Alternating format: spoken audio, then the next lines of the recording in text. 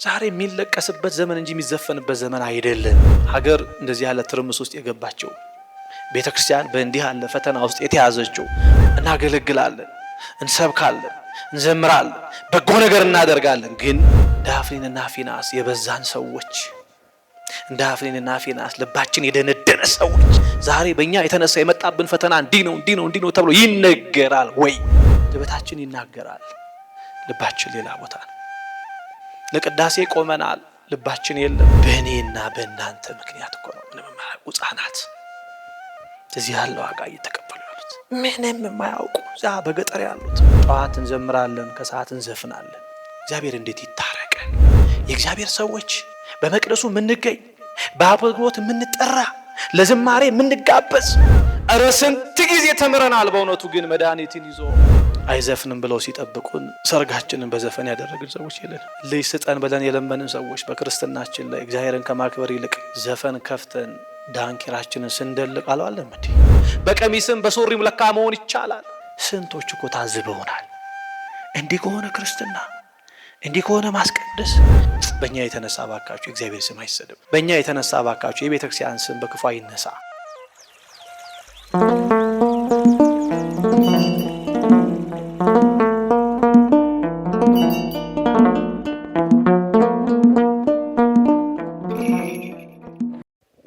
በስመ አብ ወወልድ ወመንፈስ ቅዱስ አሐዱ አምላክ አሜን።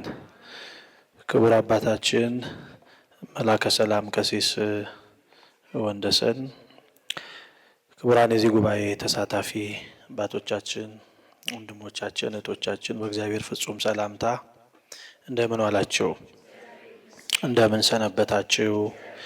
እግዚአብሔር አምላካችን ኃጢአት ነውር በደላችንን ሳይመለከት በፊቱ ያሳየነውንም የምግባር ጉድለት ሳያይ እድሜ ለንስሐ ሰጥቶ እችን ዕለት ባርኮና ቀድሶ በቤቱ የሰበሰበን አምላክ ቅዱስ እግዚአብሔር ስሙ የተመሰገነ ይሁን። መላከ ሰላም ቅድም በመጀመሪያው ክፍል አንድ ዝማሬያቸው የዘመሩት ዝማሬ እኔ ማስተምርበታለሁ ያልኩትን ሀሳብ እንድቀይረው አስገድዶኛል። አሁን እያልኳቸው ነበረ።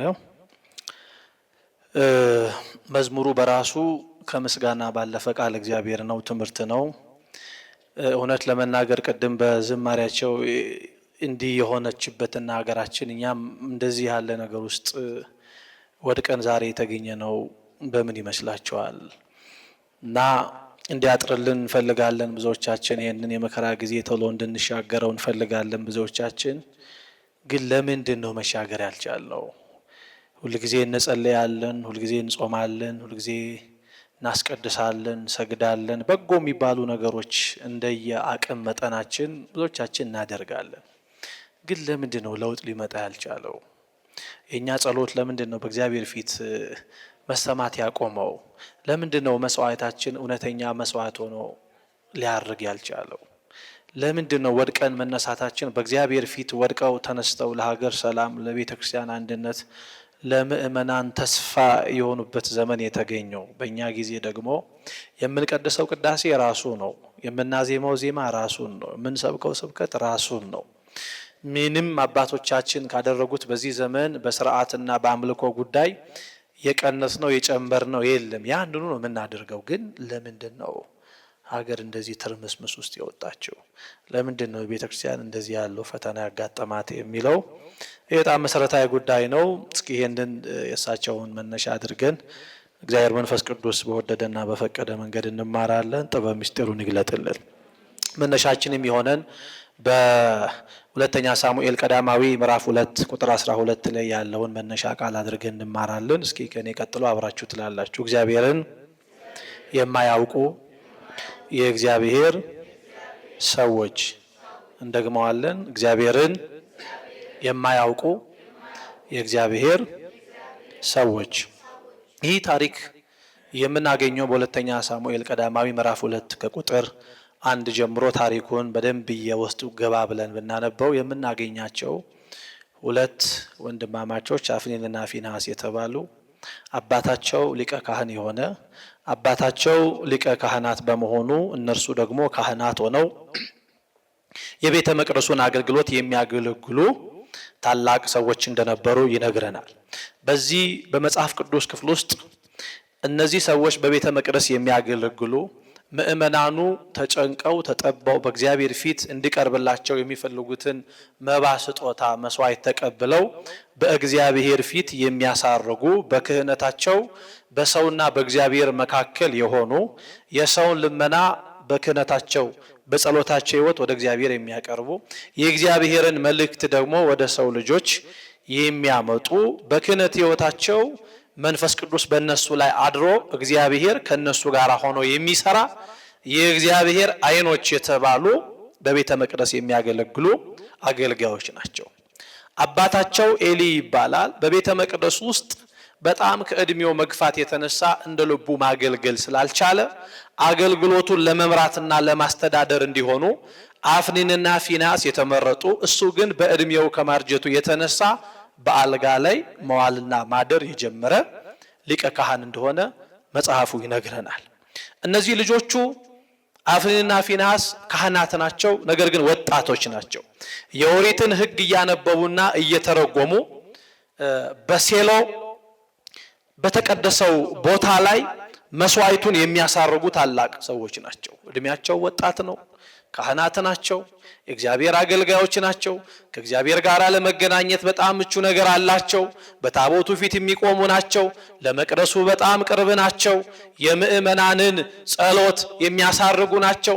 ምእመናን ወደ ቤተ መቅደሱ ይዘውት የሚመጡትን ያንን ዕጣን የሚያጥኑላቸው፣ እነሱ የሚያቀርቡትን መስዋዕት በዚያ በመንበሩ ላይ አስቀምጠው የሚያሳርጉ ታላቅ የእግዚአብሔር ሰዎች ናቸው። እነዚህ ሰዎች የኤሊ ልጆች በእንደዚህ ያለው አገልግሎት ውስጥ በቤተ መቅደስ ውስጥ እግዚአብሔርን እንዲያገለግሉ የተመረጡ፣ አባታቸው በአገልግሎቱ ብዛት፣ በጸሎት በሕይወቱ ብዛት እሱን በቤተ መቅደስ እያዩ አባታቸውን እየመሰሉ በቅድስና እያደጉ ለተለየ አገልግሎት ቅድም ባነሳ ነው ሕይወት ውስጥ የተመረጡ ወጣት አገልጋዮች፣ ወጣት የእግዚአብሔር ሰዎች፣ ወጣት ካህናት ናቸው።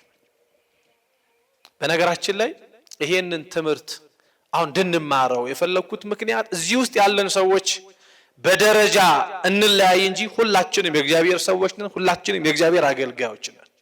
አሁን እንዲህ ያለው ጉዳይ የመጣብን ምን እንደሆነ ይሄ ትምህርት ሁላችንን ስለሚያሳየን ነው። ከኔ ጋር ናችሁ? እግዚአብሔር ከሁላችን ጋር ይሁን። እነዚህ ሁለቱ ሰዎች አፍኒንና ፊናስ የተባሉ ሰዎች ይገርማቸዋል። በቤተ መቅደስ ውስጥ ሆነው ለእግዚአብሔር በጣም ቅርብ ሆነው የሚያገለግሉት አገልግሎት ግን እግዚአብሔርን የሚያስደስት አልነበረም። እንደውም ቅድም በሰጠኋችሁ የመጽሐፍ ቅዱስ ክፍል ላይ ለእግዚአብሔር ይመጡ የነበሩትን እነዚያን መስዋዕቱን የሚያሳልፈውን ያንን አሳላፊውን ጠርተው ምእመናኑ ያመጡትን ያንን መስዋዕት እንዲሆንላቸው ያመጡትን ያንን በግ ተሰውቶ ለእግዚአብሔር መስዋዕት እንዲሆን ተመልከቱ። አሳራጊው ቀቅሎ ያመጣውን ያንን ለእግዚአብሔር የሚቀርበውን መስዋዕት እነዚህ አፍኒንና ፊናስ በቤተ መቅደሱ ሆነው ያንን አሳላፊ ጠርተው መጀመሪያ ስጋውን ወደኛ አምጣ፣ እኛ ስጋውን ከበላን በኋላ የቀረውን አጥንቱን ለእግዚአብሔር መስዋዕት ታቀርባለህ ብለው ይናገሩ የነበሩ ደፋር አገልጋዮች ናቸው።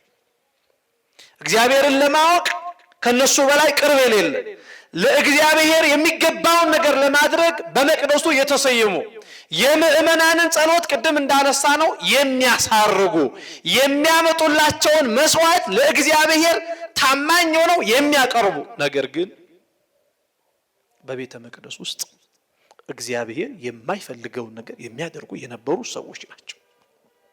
በዚህ ብቻ ያበቃል።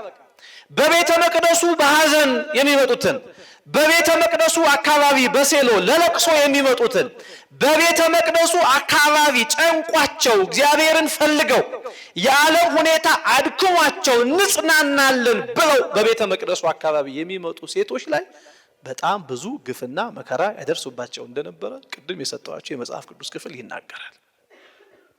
እነዚህ ሰዎች ሲታዩ የእግዚአብሔር ሰዎች ናቸው።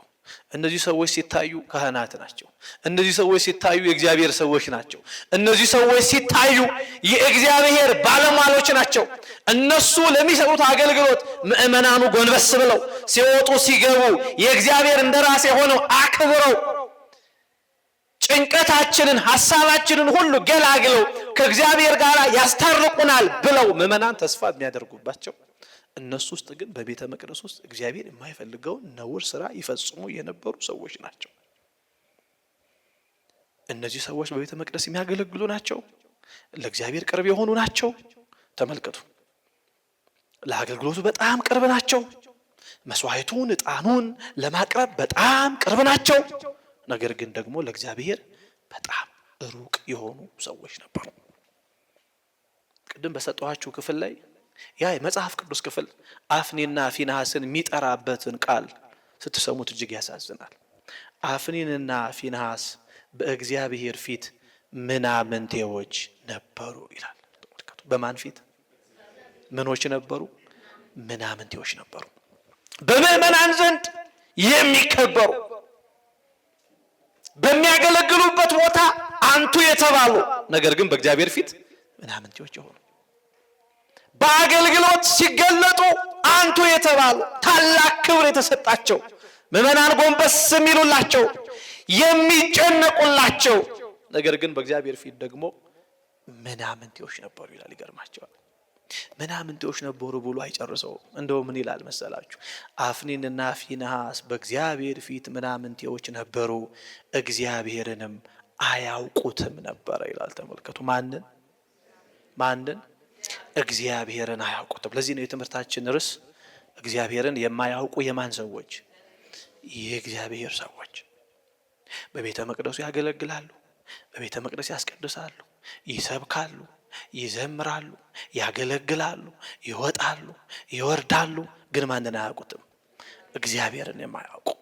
በቤተ መቅደሱ ይመጣሉ፣ ለኪዳን ያስቀድሳሉ፣ ይሰግዳሉ፣ እንዲህ ቃል እግዚአብሔር ሲነገር ቁጭ ብለው ይሰማሉ፣ በጎ ነገር ለማድረግ ይነሳሳሉ። ነገር ግን ማንን አያውቁትም? እግዚአብሔርን። ይሰብካሉ፣ የሚሰብኩለትን አምላክ ግን አያውቁትም። ይዘምራሉ፣ የሚዘምሩለትን አምላክ ግን አያውቁትም። በጎ ነገር ያደርጋሉ፣ በጎ ነገር የሚያደርጉለትን አምላክ ግን ምን አይሉትም? አያውቁትም። ዛሬ ይሄንን ትምህርት ማንሳት የፈለግነው ቤተክርስቲያናችን በዘመናችን በጣም እጅግ ብዙ ፈተና የገጠማት በእንደነዚህ አይነት ባሉ ሰዎች ነው። እውነቱን ተነጋግረን ብንሄድ አይሻልም? ለዛ አይሻልም? እውነቱን እንነጋገር። እሱ ነው አርነት የሚያወጣል፣ ወደ እውነተኛው ንስሐ እንድንገባ የሚረዳን፣ በሩን ሁሉ የሚከፍትልን እውነቱን ስንነጋገር ነው። ለምንድን ነው ሀገር እንደዚህ ትርምስ ውስጥ የገባቸው? ለምንድን ነው ሰው ከሃይማኖቱ ዘሩ የበለጠበት? ለምንድን ነው የክርስቶስ አምሳያ የሆነን ሰው እሱ ከመጣበት ቦታ ስላልመጣ ለምንድን ነው የነቀፈው? ለምንድን ነው የጠላው? ለምንድን ነው አንዱ አንዱን በጎሪጥ የሚያየው? ለምንድን ነው አንዱ አንዱን ውድቀት የሚፈልገው? ለምንድን ነው አንዱ ለአንዱ ሞት የሚያስበው? ሀገር እንደዚህ ያለ ትርምስ ውስጥ የገባቸው፣ ቤተ ክርስቲያን በእንዲህ ያለ ፈተና ውስጥ የተያዘችው አፍኒንና ፊንሐስን የመሰሉ ሰዎች በቤተ መቅደሱ ስለበዙ፣ አፍኒንና ፊንሐስን የመሰሉ ምእመናን ስለበዙ፣ አፍኒንና ፊንሐስን የመሰሉ አገልጋዮች ስለበዙ ነው። ይሄ ነው ምስጢሩ፣ ሌላ አይደለም ምስጢሩ። ሊቀ ካህናቱ ሐናና ቀያፋን ታስታውሳላችሁ። ክርስቶስን ለጲላጦስ አሳልፈው ሲሰጡ ምንድን ነበር ምክንያታቸው? ክርስቶስን አሳልፈው የሚሰጡት ለማን ብለው ነበር? ለእግዚአብሔር ብለው ነበር አይደለ? ታስታውሳላችሁ። አንዱ ክሳቸው ምንድን ነበር? ክርስቶስን ሲከሱት ራሱን ከእግዚአብሔር ጋር ምን ያደርጋል? ያስተካክላል። የሐናም ሆነ የሊቀ ካህናቱ የጲላጦስ ፍላጎት ቅናታቸው ስለማን ነበር? ስለ እግዚአብሔር ነበር። ኢየሱስ ክርስቶስ ራሱን ከማን ጋር ያመሳስላል? ከማን ጋር ያስተካክላል? ከእግዚአብሔር ጋር። ራሱን የእግዚአብሔር ልጅ ነኝ ይላል። ስለዚህ ቅናታቸው ለማን ነው? ለእግዚአብሔር ሆኖ የእግዚአብሔርን ወልድ ልጅ ኢየሱስ ክርስቶስን አሳልፈው ምን ያደርጋሉ? ለመስቀልና ለሞት አሳልፈው ይሰጡ ነበር የእግዚአብሔር ልጆች። ሄሮድስን ተመልከቱት። ጌታ በተወለደ ጊዜ ምንድን ያደረገው? እነዚያ ሰብአ ሰገል ሊሰግዱለት ሲመጡ አስቀድመው እነዚህ የአይሁድ እኮ ሊቅ ራሳቸውን በቅዱሳት መጻሕፍት ራሳቸውን በመጻሕፍት ሊቅ አድርገው የቆጠሩ ሰዎች እኮ ትንቢቱ እንደሚፈጸም የት ቦታ እንደሚፈጸም መቼ እንደሚፈጸም ያውቁ ነበር። የሰብአ ሰገል መምጣት ሲሰማ እኮ ሄሮድስ ያደረገው መጀመሪያ ምንድን ነው? እነዚህን ሊቃነ ካህናት እነዚህን ሊቃውንት ተጠራና ጌታ ይወለዳል የተባለበት ጊዜ መቼ ነው? ቦታው የት ነው ብሎ ጠየቃቸው። እነሱ ትንቢቱን ያውቁታል። መቼ እንደሚፈጸም ያውቁታል። እንዴት እንደተነገረ ያውቁታል። የሚወለደውማ ቤት ነው፣ በቤተልሔም ነው፣ በዚህ ቦታ ይወለዳል ተብሎ ትንቢት ተነግሮለታል አሉ። ተመልከቱ። ሰብአ ሰገል መጥተው ክርስቶስ የተወለደበትን ቦታ ሳያውቁ ቀርተው ወደ ቤተልሔም የመሯቸው እኮ እነዚሁ ራሳቸው አይሁድ ሊቃነ ካህናት ሊቃውንት ናቸው። እንደውም ታላቁ ሊቅ ቅዱስ አምብሮስ እንዲህ ይላል። ተመልከቱ። እነዚህ ሰብአ ሰገል ወደ ክርስቶስ ሊሰግዱ ሲሄዱ ያገኟቸው እነዛ ሊቃውንት ክርስቶስ የተወለደበትን ቦታ ጠቆሟቸው እንጂ እነሱ እንደ ሰብአ ሰገል ሄደው ምን አላሉም ማለት አልሰገዱም። ልብ በሉ። በዚህ ውስጥ የምናየው አንዱ ጉዳይ ምንድነው ካልን እነዚህ ሕጉን የሚያውቁት መቼ በቤተልሔም እንደሚወለድ ትንቢቱን ያወቁት እነዚህ ሰዎች ሄደው የተባለውን ትንቢት ጠንቅቀው አውቀው በቤተልሔም ሄደው ከሰብአ ሰገሉ ጋር ለክርስቶስ ምን አላሉ አልሰገዱ። ነገር ግን የሚወለድበትን ቦታ ምን ያደርጉ ነበር? ይጠቁሙ ነበር። የጲላጦስም የሄሮድስም የመጠቆም የማሳየት ግን ያለ መኖር የኔና የናንተ የዚህ ዘመን ክርስትና ይሄ ነው። እናስቀድሳለን፣ እናገለግላለን፣ እንሰብካለን፣ እንዘምራለን፣ በጎ ነገር እናደርጋለን። ግን ወዴት መሄድ ትፈልጋለህ እንደሚሉ ቀስቶች ነው የብዙዎቻችን የክርስትና ሕይወት። አንኖረውም፣ እናመላክተዋለን። የምናምነውን አናደርገውም፣ እናመላክተዋለን።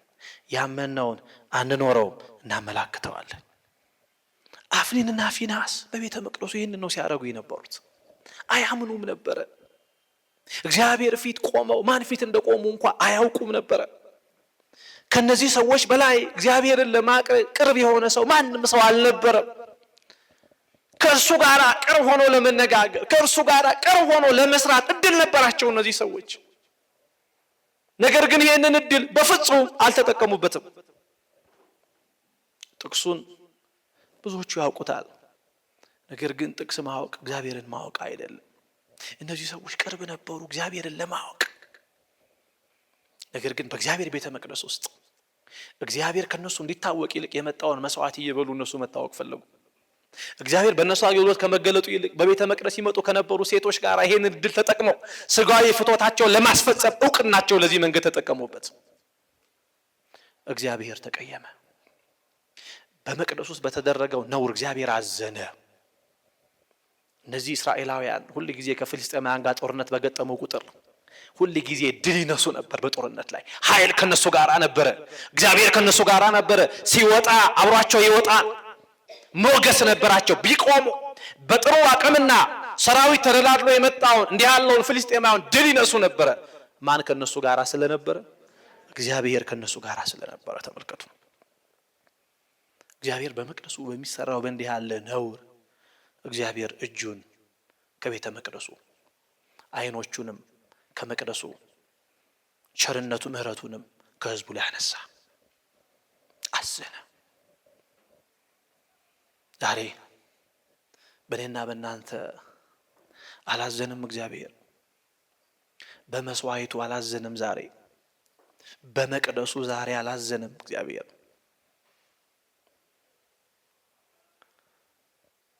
በአንድ መቅደስ በአንድ መስዋዕት ውስጥ የሚሰየሙ አገልጋዮች አንተ ከገሌነ አንተ ከገሌነ ተብለው መስዋዕት አስቀምጠው ሲጣሉ ማየት በዚህ ዘመን እግዚአብሔር ከመስዋዕቱ ላይ እጁን ያነሳበት ዘመን ነው።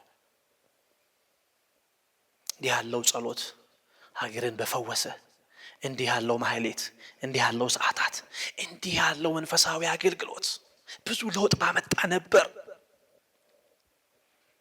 ዳፍኒንና ፊናስ የበዛን ሰዎች፣ ዳፍኒንና ፊናስ ልባችን የደነደነ ሰዎች፣ ዳፍኒንና ፊናስ መስዋዕቱን መቀለጃ ያደረግን ሰዎች፣ ዳፍኒንና ፊናስ ቤተ መቅደሱን ለግል ጥቅማችን ያዋልን ሰዎች በረከትንና እግዚአብሔር ከኛ ጋር መስራት አቆመ። እግዚአብሔር አብሮ ካልሰራ ሰራተኛ በከንቱ ይደክማል። እግዚአብሔር ሀገርን ካልጠበቀ ጠባቂ በከንቱ ይተጋል። ተለየ እግዚአብሔር ከእስራኤላውያን ጋር። እጁን አነሳ። ፍልስጤማውያን እንደተለመደው እስራኤላውያንን ሊወሩ መጡ።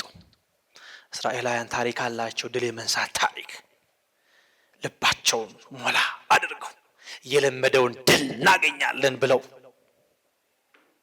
የመጣባቸውን ጦርነት ተማምነው እንደተለመደችው ታቦተ ጽዮንን ይዘው እየወጡ ድል ይነሱ ነበር። በዚህኛው ጦርነት ይገርማቸዋል። ፍልስጤማውያን እስራኤላውያኖችን ወረሩ። ታቦተ ጽዮንን እነዚህ ደፋሮች አፍኒንና ፊናስ አክብረዋት ተሸክመዋት ይዘዋት ወጡ። ተመልከቱ፣ ይዘዋት ወጡ። እግዚአብሔር ሊያስተምር የፈለገው አንድ ነገር ስላለ በቤተ መቅደስ ውስጥ ይቀርብ የነበረው ልመና ያልሰማበትን ምክንያት በአደባባይ ሊገልጥ ስለፈለገ አክብረው ተሸክመው ይዘዋት ወጡ። በጦርነቱ ሜዳ ላይ ፍልስጤማውያን ድል ቀናቸው። ታቦተ ጽዮንን ይዘው እነሱ ራሱ ያላመኑት እየደጋገሙ ድል የተመቱበትን እንዲህ ያለው ሽንፈት ገንዘባቸው የሆኑ ሰዎች ድል ሲያገኙ ደነገጡ። አፍኒንና ፊናስ በዛ የጦርነት ቦታ ላይ ተገለው ሞቱ። ታቦተ ጽዮንን ተማረከች። አንስተው ወስደው እነሱ ከሚያምኑበት ከጣዖቱ ከዳጎን ጋር አስቀመጧት። አባታቸው ሊቀ ካህናቱ ኤሊ በአልጋ ላይ ስለነበረ ወሬ ነጋሪ የሮጠ መጥቶ ይላል መጽሐፉ፣ እስራኤላውያን በጦርነቱ መካከል ተሸነፉ፣ ያንተም ልጆች በጦርነቱ ላይ ሞቱ አሉት ይላል። በዚያ በአልጋው ላይ ሆኖ ሳለ በድንጋጤ ወድቆ ሞተ ይላል መጽሐፍ። እግዚአብሔር በሊቀ ካህኑ በኤሊ አዝኗል። ልጆቹን ስላልገሰጸ፣ ልጆቹን ስላልቆነጠጠ፣ እንዲሁ ዝም በመቅደሱ በመስዋዕቱ ላይ ሲቀልዱ ዝም፣ ያልተገባ ነውር ሲፈጽሙ ዝም፣ አባትነት ድርሻው ስላልተፈጸመ እግዚአብሔር በኤሊ ያዝኖበት ነበር። ዛሬ ቤተ ክርስቲያን እንደዚህ ስትሆን ዝም የሚሉ እኮ ጳጳሳት አሉ። ዝም በቃ መከራው እንደዚህ እየሆነ ዝም። ህዝቡ የሚያስጨንቀው ሌላ፣ ካህናቱ የሚያስጨንቃቸው ሌላ፣ ህዝቡ የሚጠበብበት ጉዳይ ሌላ፣ የቤተ መንግስቱ የቤተ ክህነቱ አገልጋይ የሚጨነቅበት ሌላ።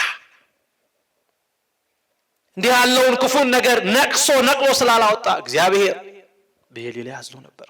ፍጻሜው አላማረም። ተመልከቱ። በዚህ ኃጢአት በዚህ በደል የተነሳ የእግዚአብሔር ድምፅ በዚያን ዘመን ውድ ነበር ይላል መጽሐፍ። እየተገለጠ ያነጋግራቸው ነበር። በእንዲህ ያለው ኃጢአትና በደል የተነሳ የእግዚአብሔር ድምፅ ውድ ሆነ። እነዚህ ሁለቱ ካህናት እያሉ አባታቸው ሊቀ ካህን እየሆነ በቤተ መቅደሱ የኖረበትን አገልግሎት ተመልከቱ።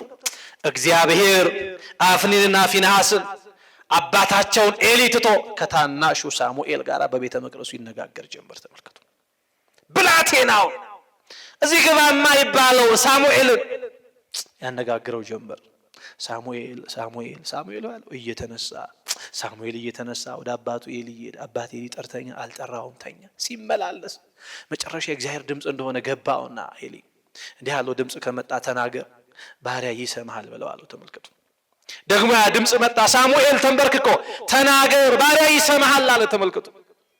እግዚአብሔር ለዛ ብላቴና ለታናሹ ሳሙኤል በአፍኒንና በፊናስ የተነሳ እንዳዘነ ነገረው። ጸሎታቸውን እንደማይሰማ፣ ድምፁንም ከነሱ እንደሚያረቅ፣ ጆሮዎችንም ወደ እነሱ እንደማያዘነብል፣ የሚያቀርቡትን መስዋዕት እንደማይቀበል እግዚአብሔር በዚያ አገልግሎት እንደሌለ በሚደረገውም ነገር እንዳዘነ ለሳሙኤል ነገረው። ተመልከቱ። በእድሜ አንጋፋው ኤሊ እያለ አፍኒንና ፊናስ በመቅደሱ ተሰይመው እያለ ተመልከቱ። ታናሹን ብላቴናን ሳሙኤል እግዚአብሔር ያነጋግረው ዘንድ ጀመረ።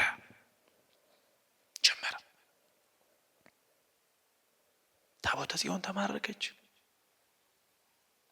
በአገልጋዮች የተነሳ በእግዚአብሔር ሰዎች የተነሳ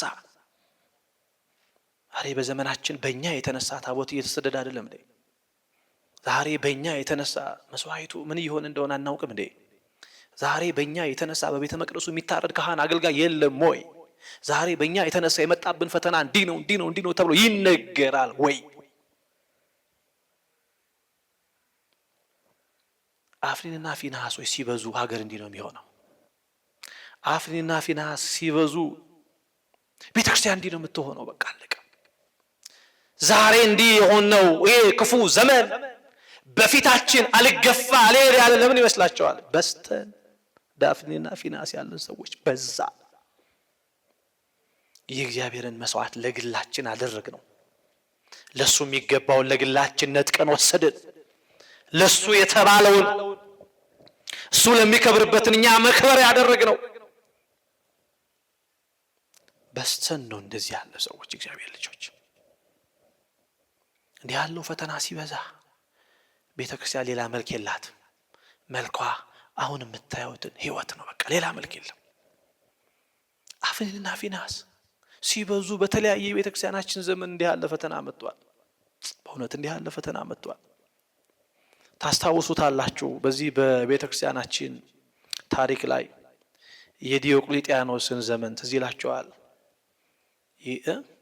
የቤተክርስቲያን ታሪክ በኢትዮጵያና በዓለም መድረክ የተማራችሁ ሰዎች ካላችሁ ዲዮቅልጥያኖስን ታገኙታላችሁ። ይሄ ሰው በጣም ጨካኝ የነበረ ንጉስ፣ ብዙ ክርስቲያኖችን የገደለ፣ ለአንበሳ እየሰጠ የሚዝናና የነበረ ሰው ነው ዲዮቅልጥያኖስ። ሰጥቶ ለአንበሳው፣ አንበሳ ያንን ሰው እያታገለ ቅርጥፍጥፍ አድርጎት ሲበላ እያየ የሚደሰት የነበረ ጨካኝ ሰው ነው። በዚያን ዘመን ክርስቲያኖች ጥቂት ስለነበሩ በሃይማኖታቸው ጸንተው ከእግዚአብሔር ጋር የነበራቸው ህይወት አስደንቆት ምንም እንኳን ክርስቲያን ባይሆን የነዚህ የክርስቲያኖች ህይወት ግን እየማረከውና እያማለለው አንድ ቀን ክርስቲያን ይሆናል ተብሎ ተስፋ የሚደረግበት ንጉስ ነበር። ምንም ጨካኝ እንኳን ቢሆን አንድ ቀን እግዚአብሔርን ያመናል፣ ለእግዚአብሔርም ያምልኮ ስግደት ይሰግዳል፣ እሱንም ያከብራል ተብሎ ተስፋ የሚጣልበት ሰው ነበር። በክርስቲያኖቹ ህይወት የተነሳ ማዕዛ ቅዱሳን እየሸተተው ህይወታቸውን እያየ ስጋዊውን ነገር ተጠይፈውት ሰማያዊ የሆነውን ነገር ገንዘብ አድርጎ ሲያያቸው ይደነቅ ነበር። ምንም እንኳን ክርስትናን ባይቀበል በእነዚህ ሰዎች ክርስትና ህይወት ግን ይቀና ነበር። እና በአንድ ወቅት ጠላት ወራሪ ጎረቤት ንጉስ ሰራዊት አስከትሎበት መጣ። ወረረው። ሰራዊቱን አስከትሎ በጦርነቱ ላይ ገጠመ። በጦርነቱ ወቅት ሊወሮ የመጣውን የንጉሱን ልጅ ማረከና ያዘ። ትልቅ መደራደሪያ ነው ያስቆጥ። ተራ ሰው አይደለም። የንጉስ ልጅ ታማኝ ሆኖ ይሄን ሊይዝልኝ የሚፈልግ ሰው ፈልጋለሁ አለ። እዚህ ያለው ወታደር ጥቅም ያገኘ እንደሆነ ሸጦኝ ይሄዳል። በመካከላችን ውስጥ ጥቅምና ገንዘብ ያገኛቸው ሰዎች ካሉ እንዲህ ያለውን ትልቁን የመደራደር አቅሜ የሆነውን እንዲህ ያለውን ሰው አሳልፈው ሊሰጡብኝ ይችላል። የኔን መንግስት የሚሹ እዚሁ ያሉ ሰዎች ይሄንን ጥሩ ዕድል አድርገው ሊጠቀሙበት ይችላል አለና ተጨነቀ። ለማል ባደራ አላስቀምጠዋል። ቢያስብ ትዝ አለው። ለካ እነዚያ ክርስቲያኖች አሉ እግዚአብሔርን የሚፈሩ ታማኞች፣ ለሚያመልኩት አምላክ እስከ ሞት ድረስ የሚጋዙ እንኳን በምድር አይደለም ሰማያዊ የሆነውን ነገር ታምነው የሚኖሩ አለ። ትዝ አለው። ወታደሮቹን ሲያማክር ግድ የለም አሉት። በፍጹም እነዚህ ክርስቲያኖች አሉ። ወደ ገዳም አንዱን የገዳማ በመኔት አስጠራና በሎ ይሄንን በጦርነት መካከል ማርኬ ያመጣሁት ልጅ ነው። እኔ እስከፈልገው ድረስ እርሶ ጋራ ባደራ አኑረው መጽሐፍ እያስተማረው የሃይማኖት የመግባር ትምህርት እየሰጡ ልክ እንደናንተ የሳለ ክርስቲያን እንዲሆን በእምነቱ ጠንካራ የሆነ ሰው አድርገው ያስተምሩት። ስፈልገው እኔ መጥቼ ወስዳለሁ አላቸው። ሰጣቸው። እሺ አሉ፣ ተቀበሉ። እነዚያ ልጁን ያጣው ያ ንጉስ ሰላይ እየላከ ልጁ ያለበትን ቦታ የሚያጠሩ እንደዚህ ያሉ ሰላዮችን እየላከ ሲፈልግ እኚህ የገዳም አባት ጋር እንዳላወቀ ቀስ እያለ ገሰላዮቹ እየሰለሰሉ ይሄዱ እኚህን አባት ያነጋገሩ ግድ የለም አሳልፈው ቢሰጠን ልጁ ደግሞ ቁመቱ ረጅም ነው በቁመቱ እኩል የሚሆን ወርቅ እንሰጣለን በቁመቱ ልክ የሚሆን ብር እንሰጣለን በቁመቱ ልክ የሚሆን ወደ ስጦታ እናመጣለን እያሉ እኚህን የገዳም አበምኔት ልባቸውን በገንዘብ ጣዕምና ፍቅር አሸፈቱት የቀረበላቸው እጅግ ውድ ያውጋ ነገር ስለነበር አይናቸውን አላሹ ተቀበሉና ልጁን ሰጡ ይሄ ንጉስ ልጁን አገኘ እበቀል ዘንድ አለ ሰራዊት በሰራዊት ላይ ጨመረና ሰብስቦ ተመልሶ መጣ ተመልሶ ሲመጣ በጦርነቱ መካከል ዲዮቅልጥያኖስ ይሄን ልጅ ለሁለተኛ ጊዜ ማረከው ደነገጠ እንዴ ይሄ ባለፈው ማርከነው የነበረ ልጅ አይደለም እንዴ እንዴት እንዲሆን አለ ያየውን ማመን አልቻለም ይገርማቸዋል ደነገጠ መልእክተኛ ላከ ልጁ እንዴት ነው አላቸው ደህና ነው እየተማረ ነው ባልከው መሰረት እያስተማርኩት ነው እርግጠኛ ነው አዎ እርግጠኛ ነኝ እንግዲያው ልጠይቀው እመጣለሁ ይጠብቁኝ አላቸው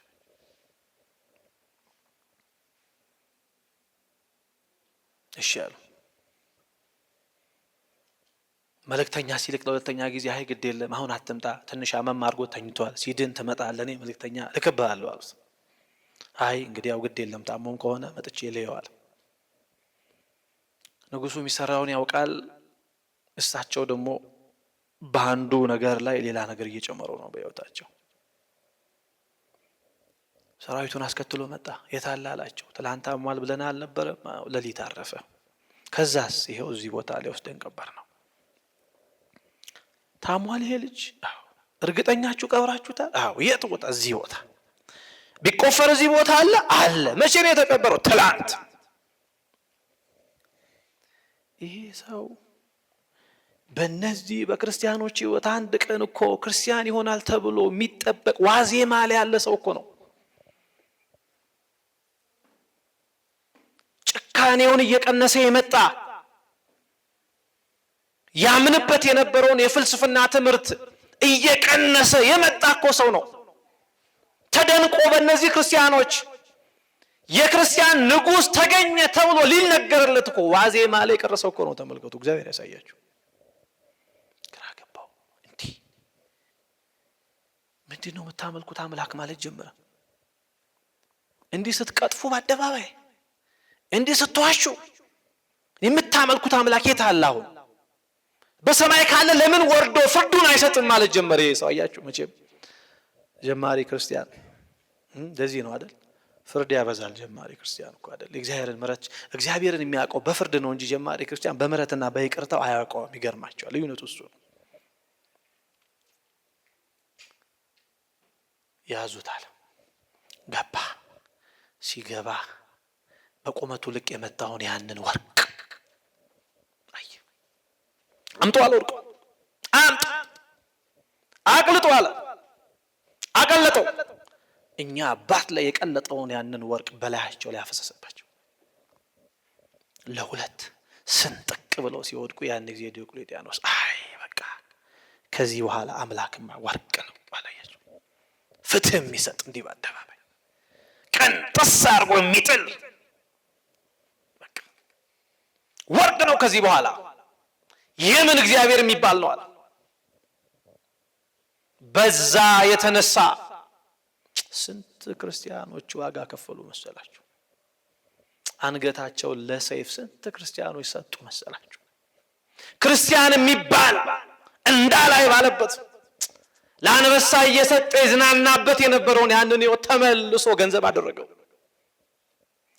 ይህ እግዚአብሔር ሰዎች እግዚአብሔርን ማወቅ የተውቀን በአንድ ሰው የተነሳ ሀገር እንደዚህ ያለ ትርምስ ውስጥ ይገባል በአንድ አገልጋይ የተነሳ ቤተክርስቲያን ትታመሳለች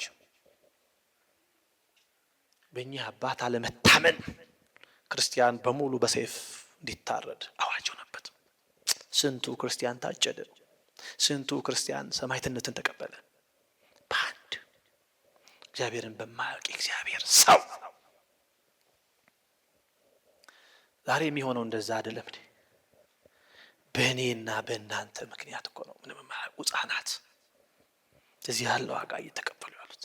ምንም የማያውቁ እዛ በገጠር ያሉት አርሰው ቆፍረው የሚኖሩ ሌላ ነገር የማያውቁ መረጃ እንኳን የሌላቸው ከተማው ላይ ምን ይደረግ እንኳን የማይሰሙ ካሁኑ በቤተ መቅደስ ደሙ ይፈሰው እኮ በእኔና በእናንተ የድፍረት ኃጢአት የተነሳ ደፋሮች ሆነን ስንታይ እግዚአብሔር ሰዎች፣ ነጠላ ለባሾች፣ አስቀዳሾች፣ ኪዳን አድራሾች፣ ወንጌል ሰሚዎች ግን እግዚአብሔርን የማናውቅ ግን እግዚአብሔር ከኛ ጋር የሌለ ሰዎች በተለያየ ዘመን ቤተክርስቲያን እንደዚህ ያለ ፈተና ያጋጠማት እግዚአብሔርን በማያውቁ የእግዚአብሔር ሰዎች ምክንያት ነው። እንመለስ ወደዚህ ወደ 8ኛው መቶ ክፍለ ዘመን። ዮዲት ጉዲትን ታስታውሷታላችሁ አይደል? በጣም ውብ መልከ መልካም የነበረች ሴት በቤተ መቅደስ በአምልኮቱ ስፍራ ላይ ለእግዚአብሔር የምትቀና ታማኝ ሴት ዘመን ህይወቷን በሙሉ በድንግልና ኖራ ሰማያዊውን የሆነውን ክብር እንዲህ ያለውን የሙሽርነትን ካባ ለብሳ ለክርስቶስ ሙሽራ ሆና መኖር የምትመኝ ታላቅ ሴት ነበረች እኮ ዮዲት ጉዲት። የዛሬና አድርገውና ስሟን የምንጠራበት የሷን ታሪክ የምንተረክበት ታሪክ የተቀየረው ግን በአንድ የቤተ መቅደስ አገልጋይ ዲያቆን ምክንያት ነው። ታውቃላችሁ ብዙ ቤተ ክርስቲያንን የወጉ ሰዎች ጥናት አላደረግንም እንጂ ጀርባቸው ቢጠና በአንድ ወቅት ንስሐ ይገቡ የነበሩ፣ በአንድ ወቅት ይቆርቡ የነበሩ፣ በአንድ ወቅት የእግዚአብሔር አገልጋይ በቤተ መቅደሱ የማይጠፉ ሰዎች ነበሩ። ለምንድን ነው እንዲህ ሆኑት? በእኛ የእግዚአብሔርን ስም የእግዚአብሔርን ዓላማ የእግዚአብሔርን ፍላጎት በማያውቁ የእግዚአብሔር አገልጋዮች ምክንያት የተነሳ ለቤተ ክርስቲያን መልሰን ጠላት ያፈራን ስንቶቻችን። እቺ ሴት በመቅደሱ የምትገኝ በኪዳን በቅዳሴ ብርቱ የነበረች ሴት ነች። ታሪኳ እንደሚነግረን አንድ ዲያቆን ሲወጣ ሲገባ መልኳን አይቶ ካላገባውሽ ብሎ መከራ ሳይቶ ይገርማቸዋል። መከራ ሳይቶ ቢጨንቃት ተወኝ ብትለው በቃ እኔ የክርስቶስ ሙሽራ ነኝ፣ እዚህ ያለውን ዓለም እንዲህ ያለውን ነገር አልመኘው፣ በድንግልና ኖሮ በድንግልና እሱ ፊት መሄድ ነው ህልሜ፣ ተወኝ ብትለው እንኳን አልተው ብሎ መከራ ሳይቶ ቢያስቸግራት አንድ መውጫ መንገድ አለ ብላ አሰበች። መቼም የኢየሱስ እግዚአብሔር አገልጋይ ነው፣ የሚቆመው በቤተ መቅደሱ መካከል ነው። ስጋዊ ሐሳብ ተሰምቶት ሊሆን ይችላል። ነገር ግን እግዚአብሔር በሚያከብረው ውድ ነገር በመጣበት እግዚአብሔር ስለሚበልጥበት እኔ ለአንዴና ለመጨረሻ ጊዜ እግፍ አድርጎ ይተወኛል ብላ አሰበች። አንድ ነገር ባዝህ ታረጋለህ አለችው። አዎ እዛ በቤተ መቅደሱ ታቦቱ ባለበት ቦታ ላይ በዚያ ታቦቱ የሚከብርበት ያሱቲው አለ አይደል? እሱ በጫማዬ ልክ ቆርጣ አምጣልኝ። ማንም ይሄን ደፍሮ ያረጋል ብሎ የሚጠብቅ የለም። በቃ ታላቅ ነገር ነው ያልኩት። ከኔ የተነሳ እግዚአብሔር ፍቅር ይበልጥበታል። በቤተ መቅደሱ ታማኝ አገልጋይ ነው። በቤተ መቅደሱ የሚወጣ የሚገባ ለእግዚአብሔር ክብር የሚቆም ሰው ነው። እንዲህ ያለውን ስጋዊ የሆነውን ሐሳብ ከእግዚአብሔር ዓላማ ጋር ፍጹም አያወዳድረው። በዚህ ህይወት አመልጣለሁ፣ እኔም ያስኩትን የቅድስና ህይወት ጀምራለሁ ብላ ይሄንን ሐሳብ ሰጥቼው ይሄ አገልጋይ እንደኔ አይነት ደፋር ስለሆነ ገባና በጫማው ቆርጦ አመጣ።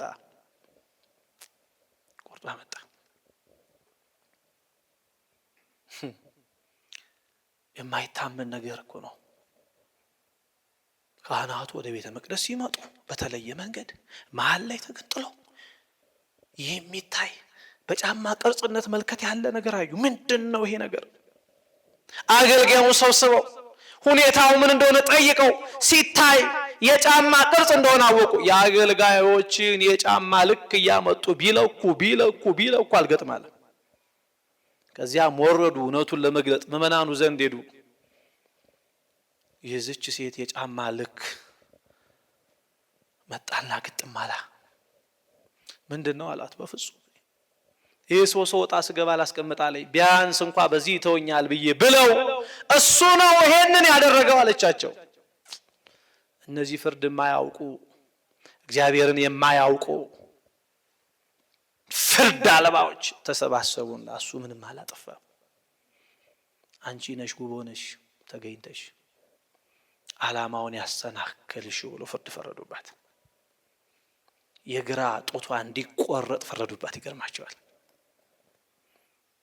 እቺ ሴት ደሟን እያዘራች እያለቀሰች እያነባች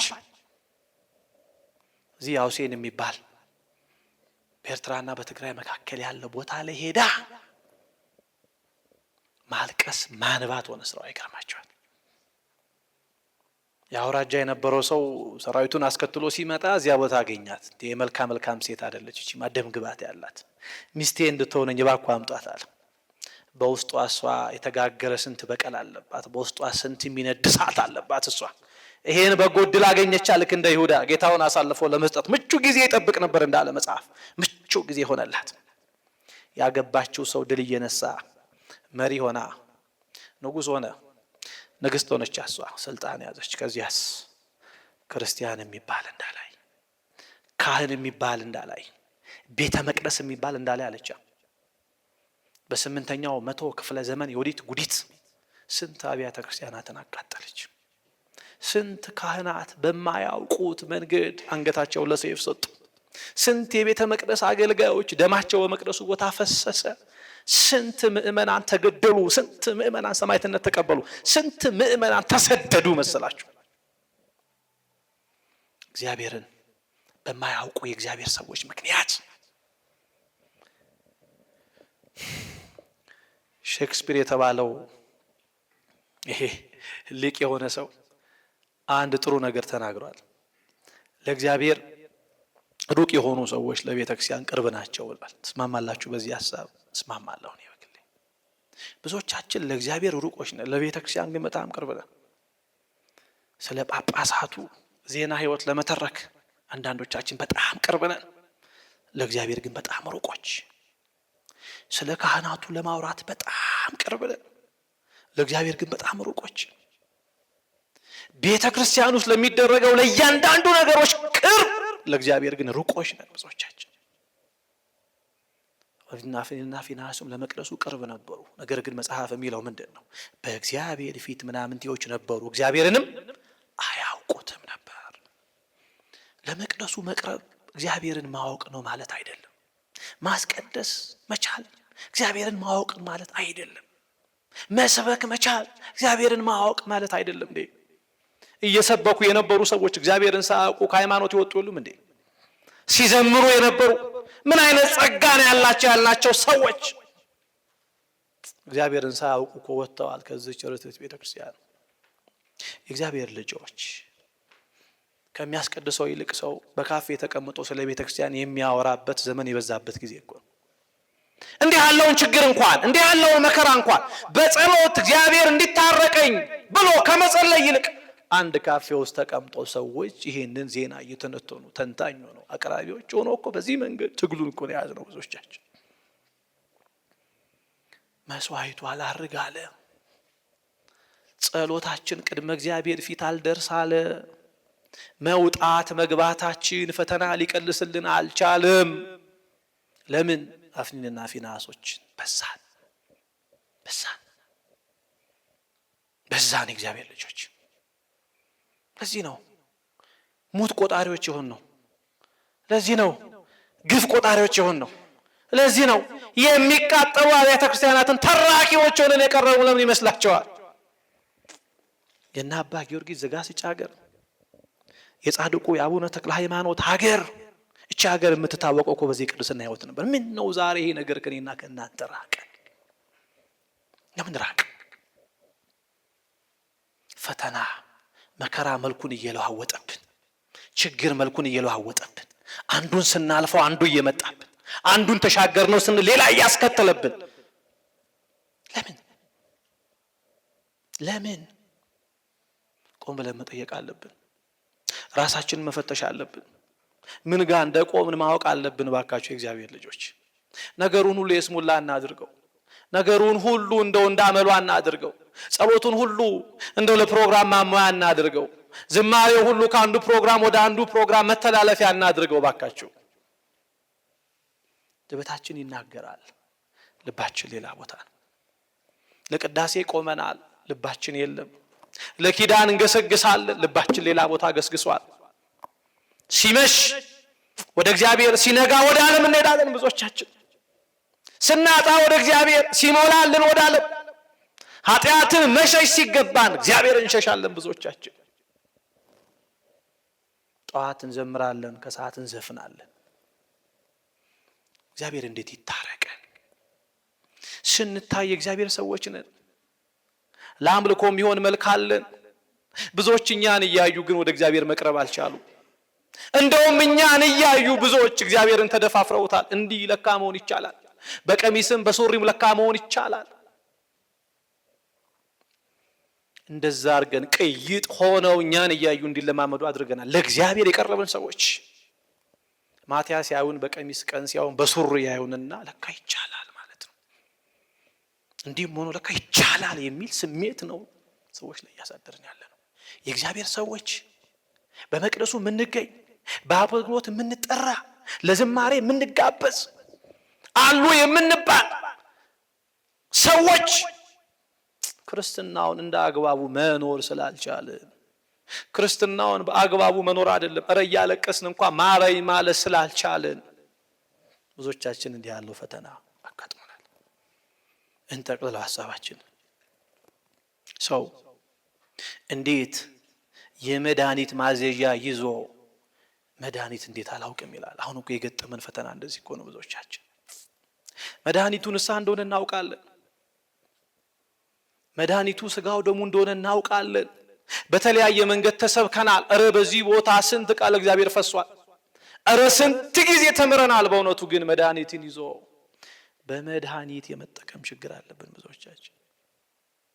እናውቀዋለን ግን አናደርገው፣ እንማረዋለን ግን አንኖረው። ይሰበካል ግን ልባችን የደነደነ ነው ብዙዎቻችን። ቀይ ነዋ።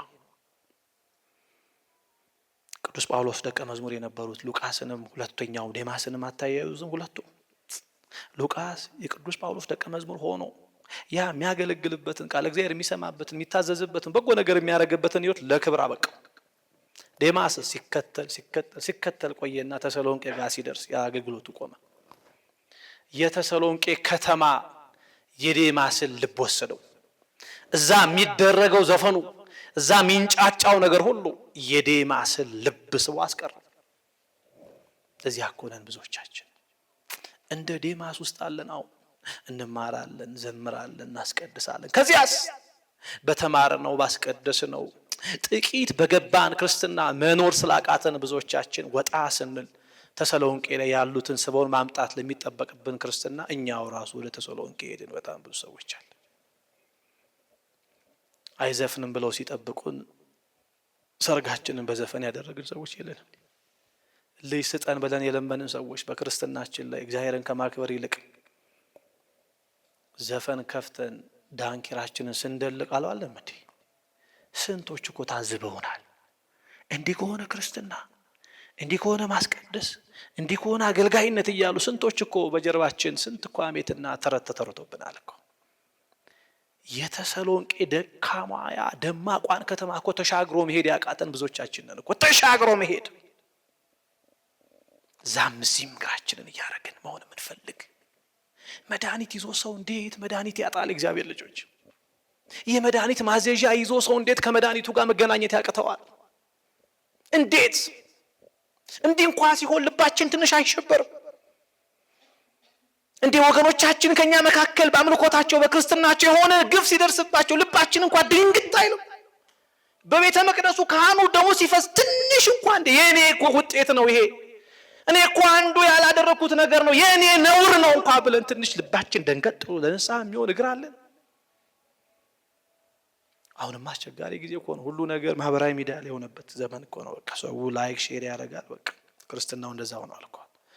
ተክለ ሃይማኖት ቀኑ ሲሆን ተክለ ሃይማኖት አባቴ በረከት ይድረስብኝ ይላል አንደኛው ሰው፣ ከታች ላይክ ያደርጋል። አሜን በቃ ተክለ ሃይማኖትን አግኝቷል። አሁን እንደዛ ሆኗል እኮ ክርስትናው።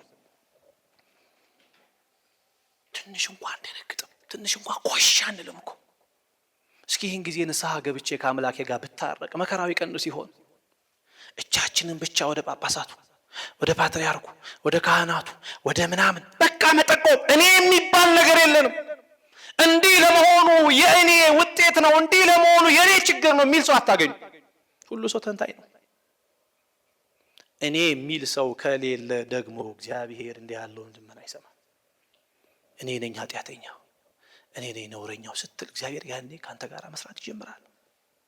እባካችሁ መድኃኒት ይዘን ስለ መድኃኒት አናውራ። እባካችሁ መድኃኒቱን እንጠቀመው። ይህ እግዚአብሔር ሰው ብቻ መሆን በቂ አይደለም። በየጊዜው በየሰዓቱ የሚያገኘንን መከራ በንስሐ እንድንታጠብበት እኮ ነው እግዚአብሔር ንስሐን ይሰራል። አዲስ ሰው እንድንሆን በንስሐ ሳሙና እየታጠብን አዲስ ማንነት እንድንይዝ፣ ያለፈው ነገራችንን ትተን አዲሱን ክርስቶስ እንድንለብሰው፣ ያለፈ ማንነታችንን ሳይሆን የተከፈተልንን የምህረትና የይቅርታ በር እያየ እንድንመላለስ እኮ ነው። በአንገት ላይ ያደረከው መስቀል ወደ ቤተ መቅደስ ስትገባ የምታየው ያ የቀራንዮ እኮ ቅዱስ ስዕል እጆቹ የተዘረጉት ለቅጣት ሳይሆን ለምህረት መሆኑ እንድታይ እኮ ነው። ና ልጄ እያለ የሚፈልግ እንዲህ ያለውን የምህረት አይን እያየህ እኮ በቤተ መቅደሱ በልብህ እንድትገባ እኮ ነው። አንድ እግራችንን በዓለም አንድ እግራችንን በእግዚአብሔር ቤት ውስጥ ተክለን እስከ መቼ ድረስ? በእኛ የተነሳ እስከ መቼ ድረስ? እረ ወገኖቼ በእኛ የተነሳ እስከ መቼ ድረስ? አይበቃም ወይ? ሁለት መልካችንን እንተው፣ አንድ መልክ ይኑረን። ሁለት ልብሳችንን እንተው፣ አንዱን ለብሰን እንምጣ። ስንታይ አስቀዳሾች፣ ስንወጣ ሌላ ሰዎች ለምን እንሆናለን? ለምን? እስኪ ለክርስቶስ ብለን ምንድን የተው ነው? እኔና እናንተ እግዚአብሔር ልጆች፣ እስኪ ይህን ብዬ አንድ ምሳሌ ሰጥቼ ትምህርቴን እንጨርሳለን። ምንድን ነው እስኪ ለእግዚአብሔር ብለን የተውነውን ነገር እስኪ ንገሩኝ። በእውነት እህቶቻችን በጣም ይቅርታ፣ የክርስቶስን ፍቅር ስታዩት በመስቀሉ ላይ ያ የፈሰሰው ደም ያደረገው አክሊለ ሰው ትዝ እያላችሁ በእውነት ሱሪ ማረግን ድል መንሳት አድርጋችሁበት ይሆን? ከሱ መከራ ጋር የኔና የናንተ ሱሪ ማድረግ እዚህ ግባ እኮ የሚባል አይደለም። እቺን ጥቂቷን ነገር እንኳን ለመተው እኮ ብዙዎቻችን ያልቻልን፣ ጥቂቷን በልብስ እግዚአብሔርን ማክበር እንኳን መወሰን ያልቻልን ሰዎች ውስጣችንን አላነሳውም። አረ የሚታየው ስጋዊ ነገራችን እንደው የእግዚአብሔር ሰዎች መሆናችንን በተክለ ሰውነታችን ባለን ነገር እግዚአብሔር በእኛ የሚገለጥ አምላክ እንደሆነ ለማድረግ እንኳን ጥቂቷን ነገር እኮ ለመወሰን የቸገረን ሰዎች እኮ ነን። እግዚአብሔርን ሁለት ነው የምንፈልገው። እኛ የምናመልከው እግዚአብሔር ስንሰርቅም ዝም የሚለን፣ ስንመጸውተንም ጎሽ የሚለን፣ በሱሪውም በቀሚሱም ደስ የሚለን እግዚአብሔር እኮ ነው የምንፈልገው ብዙዎቻችን። እዚህ ኬንያውያን አንድ ሃይዌይ የሚባል መንገድ አላቸው። ይህም ብዬ ልጨርስ እና ይሄ መንገድ አንድ ሆኖ ነው የሚጀምረው። ከተወሰነ ርቀት በኋላ ይሄ መንገድ ለሁለት ይሰነጠቃል መንገዱ እና አንድ ጅብ የስጋ ሽታ እየሸተተው ይመጣል እና ይመጣና እዚህ መንታ መንገድ ላይ ይደርሳል እና ይሄ ጅብ በጣም ስግብግብ ስለነበረ እንደኔና እንደናንተ የግራውን መስመር ይዞ ሄደ። ሲሄድ ሽተዋል። አይ በቃ በዚሁ አጋጣሚ ስጋውን አገኘዋለሁ ብሎ አላለም። አይ የተወሰነ መንገድ ሸቶኝ ከዛ ኋላ ሲሄድ ደግሞ ሽታውን እንዳላጣው እስኪ በዛ በኩል ቼክ ላድርገዋልና ተመልሶ መጥቶ በቀኝ በኩል ሄደ። ሲሄድ አሁንም የስጋው ሽታ አለ። አይ እንግዲህ በቀኝ ሄጄ በግራ እንዳላጣው፣ በግራም ሄጄ በቀኝ እንዳላጣው ሁለት እግሮቼን ተክዬ ለፈልገው ልሂድና እዛ አንድ ቦታ ሲደርስ ተስተካክዬ በአንድ እግር ሄዳለሁ ብሎ ጀመረ። እንደኔና እንደናንተ ማለት ነው። እየዘፈነም እየዘመረም የእግዚአብሔር ሰው ይባላል። እየሰረቀም እየመጸወተ የእግዚአብሔር ሰው ይባላል። እየተሳደበም በአንድ ቦቱ ቅድስናም እየተናገረ የእግዚአብሔር ሰው ይባላል። እያስቀደሰም ውጭ ወጥቶም ደግሞ ሌላ መልክ እያያዘ የእግዚአብሔር ሰው ይባላል። እንዲህ ያለው ሰው ልክ እንደዚህ ጅብ ነው። ተስተካክዬ አንድ ቦታ ስቆም እሄዳለሁ እንደሚለው ማለት ነው። የብዙዎቻችን ምኞት እንደዛ ነው። ግድ የለም ይሄን ስራዬን ከሰራሁ በኋላ ንስሐ እገባለሁ፣ ይሄ እንዲህ ካረኩ በኋላ ወደ እግዚአብሔር እቀርባለሁ፣ ይሄን ከጨረስኩ በኋላ እንዲህ አደርጋለሁ የሚል ነው እኮ የብዙዎቻችን ጉዳይ። ለነገ የሚባል ጉዳይ ነገ ማደርህን ሳታውቅም የያዝከውን ጉዳይ መፈጸምን ሳታውቅም ታላቁ ሊቅ ቅዱስ አርሳኖስ ምንድን ነው የሚለው? ልትተኛ እግርህን አንስተህ ወደ አልጋ ላይ ልታነሳ ስትል የቀን ውሎህን አስበው፣ የቀን ውሎህን አስበህ ተናዘዘው፣ ምክንያቱም በተኛህበት ለነገ ማትደርስ ትሆናለህና ይላል። ስንት ወዳጆቻችን ነገ እንደምናገኛቸው ቀጠሮ ይዘን በዚያው ምሽት ለአንዴና ለመጨረሻ ጊዜ እቺን ዓለም ትተው የሄዱ ሰዎች የሉንም እንዴ? ማመናቸውን መቀበል የቸገረን ሰዎች የሉም እንዴ? ማታ አግኝቸው ምንላቸው ሰዎች የሉም እንዴ? ምን ዋስትና አለ አንተ ለማደር? ኃጢአቴን ጨርሼ እግዚአብሔርን አገኘዋለሁ የሚል ትምክህት እኮ ነው ያለ። ልክ እንደዚህ ጅብ ልክ ተስተካከል ልክ እዛ ሰጋጋ ስደርስ በአንድ እግሬ መሄድ ጀምራለሁ አለ። እኛም አንድ ግርዝ አንድ ግርዝ አንድ ግርዝ አንድ ግርዝ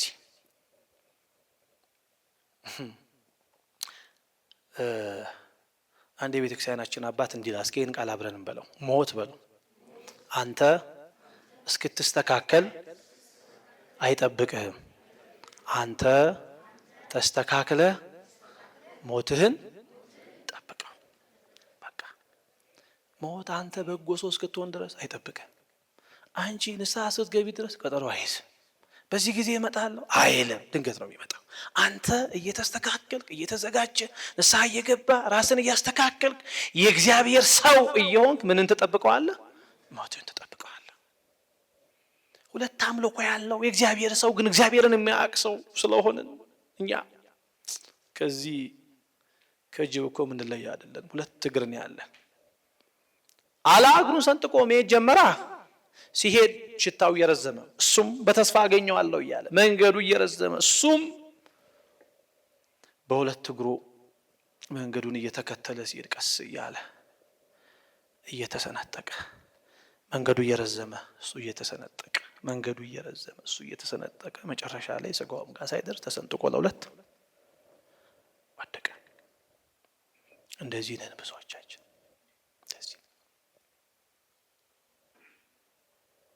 አንድ ቀን እያልን እኮ አንድ ቀን እግዚአብሔርን አውቀዋለሁ እያልን በንስሐ አንድ ቀን የእግዚአብሔር ሰው ሆናለሁ እያልን አንድ ቀን በስጋው ደግሞ እግዚአብሔርን አውቀዋለሁ እያልን እኮ ነው ስንጥቅ ብለን ወተን የምንቀረው። የእግዚአብሔር ልጆች እባካችሁ በሁለት እግራችን ወደ ቤተ መቅደሱ እንምጣ። እግራችን ብቻ ሳይሆን ልቦናችን ይምጣ። ነውራችንን እያየን ማልቀስ እንጀምር። ኃጢአታችንን እያየን እባካችሁ ንስሐ እንግባ። ዛሬ የሚለቀስበት ዘመን እንጂ የሚዘፈንበት ዘመን አይደለም። ዛሬ አንገት የምታጎነበስበት እንጂ ደረትን ነፍተ ቀና የምትልበት ዘመን አይደለም። በተለይ እኔና እናንተ የእግዚአብሔር ሰዎች ኦርቶዶክሳዊ መሆናችን የሚታወቅ ባደረግነው ክራችን ባደረግነው መስቀላችን የምንታወቅ ሰዎች በእኛ የተነሳ እባካችሁ የእግዚአብሔር ስም አይሰደብ። በእኛ የተነሳ እባካችሁ የቤተ ክርስቲያን ስም በክፉ አይነሳ። በእኛ የተነሳ እባካችሁ ሰዎች ደፋር እንዲሆኑ አናድርግ። ለዚህ ነው እግዚአብሔር ከኛ የራቀው። ዛሬ ይሁላ ጸሎት ይሁላ ልመና ይሁላ መስዋዕት ይህን ችግር ያረጋጋው ነበር። ችግሩ በየቀን እየጨመረ ለዓይን የምናየው ነገር የማይስማማ ለጆሮ የምንሰማው ነገር እጅግ አስደንጋጭ ነገር እየሆነ የመጣው ለምን ይመስላችኋል? ልባችን ከላይ እስከ ታች ደንድኗል። በቃ ደነደነብን። ወደ እግዚአብሔር እንመለስ። እርሱ ሰብሮናልና እርሱ ምን ይለናል? አዎ በቃ እንዲጠግነን ከፈለግን እባካችሁ ወደ እግዚአብሔር እንምጣ። ይህንን ቃልም በለው የሚያጽናና ቃል ነው። ከማይፀን ጀምሮ በለው አይሰማም። ከማይፀን ጀምሮ ጠብቄሃለሁ እስከ ሽምግልናም ድረስ እሸከምሃለሁ። ይህ እኮ የሚያጽናና ቃል። ከማይፀን ጀምሮ የጠበቀን ማን ነው? ማን ነው? እስኪ አንድ ነገር ወደ ጭንቅላታችሁ አስገቡ። በእናታችን ማህፀን ውስጥ እያለን እያንዳንዳችን አይን ነበረን፣ እጅ ነበረን፣ እግር ነበረን። ይሄ አሁን ያለን ተክለ ሰውነት ካደግን በኋላ ሴላችን እያደገ ሆነ እንጂ ይሄ ሁሉ ያለው የት ነው? በማህፀን ነበር አይደል? አሁን አይናችንን፣ እጃችንን፣ እግራችንን በማህፀን እያለን ተጠቅመንበታል? መልሱልኝ። ለመቼ ነበር የሚያገለግለው? ከእናታችን ማህፀን ከወጣን በኋላ አይን ያኔ መስራት ይጀምራል። እጅ፣ እግር የሚጠቅመን ከእናታችን ማህፀን ከወጣን በኋላ ነው። አሁን በዚህ ዘመን የምንኖርበት ህይወት የሚጠቅመን ደግሞ መቼ ነው? በመንግስት እግዚአብሔር ፊት ላለው ህይወት ነው። አያችሁ፣ እዚሁ የምታገኘው ነገር የለም። እዚሁ የምትጨርሰው ነገር የለም። አሁን የምታረገው ጥቂቷ ነገር ለመንግስት እግዚአብሔር እጅ መንሻ እንድትሆን ነው። ዛሬ ግድ የለም መጠጡንም በላሉንም ክፋቱንም ተንኮሉንም ስርቆቱንም ዝሙቱንም እባካችሁ ስለምናገኘው ክብር ብለን እንተወው። የእግዚአብሔር ሰው መሆን ማለት ያን ነው። ያን የእግዚአብሔር እንደ ብላቴናው ሳሙኤል ከኛ ጋር መስራት ይጀምራል። ታናሽ ሆነን ሳለ እግዚአብሔር በእኛ ይሰራል። ታናሽ ሆነን ሳለ እግዚአብሔር በእኛ ሕዝቡን ያገኛል። ታናሽ ሆነን ሳለ እግዚአብሔር ለንስሐ የሚሆን ድምፅ በእኛ በኩል ያመጣል። እባካችሁ ዘመኑን ጊዜውን አይተን እንኳን ልባችን ይመለስ። እባካችሁ ዘመኑን ጊዜውን እንኳን አይተን የንስሐ አዋጅ ሲታወጅ እንስማ። እባካችሁ ጊዜውን ዘመኑን አይተን የእግዚአብሔር የፍቅር የአባትነቱን ጥግ ተመልክተን የዘረጋውን የፍቅር እጅ የዘረጋውን ና ልጄ የሚለውን ፍቅር ድምፅ ሰምተን ወደሱ እንምጣ። እንዲህ ሲሆን ሁሉ የየራሱን ቀዳዳ በንስሐ ሲደፍን ሀገር መረጋጋት ትጀምራለች። ሁሉም የየራሱን ንስሐ ሲያወርድ ቤተ ክርስቲያን ሰላም መሆን ትጀምራለች። ቅድም መላከ ሰላም ሲዘምር በዛ በግጥሙ ውስጥ ከሰማችሁ ባህሩ ምንድነው? መርከቧስ? ፈተናው እንደዚህ እንደማይበሉ ሰፊ ነው። ጥቂት መርከብ ከያዝክ ግን እግዚአብሔር ካንተ ጋር ካለ ግን ይሄንን ወጀብና አውሎ ነፋሱን ድል እየነሳው ታልፋለህ። ጥቂቷን መልእካችን ንስሐ ነች። እባካችሁ እቺን ጊዜ እንጠቀም። ወደ እግዚአብሔር እንቅረብ። ለንስሐ የሚሆን ፍሬ እናፍራ። የእግዚአብሔር ሰዎች ሆነን የእግዚአብሔር አገልጋዮች ሆነን እኛን እያዩ ነፍሳት እንዲማሩ እኛን እያዩ ነፍሳት ንስሐ እንዲገቡ እግዚአብሔር አምላክ በቸርነቱ ይርዳን። ይቆየን።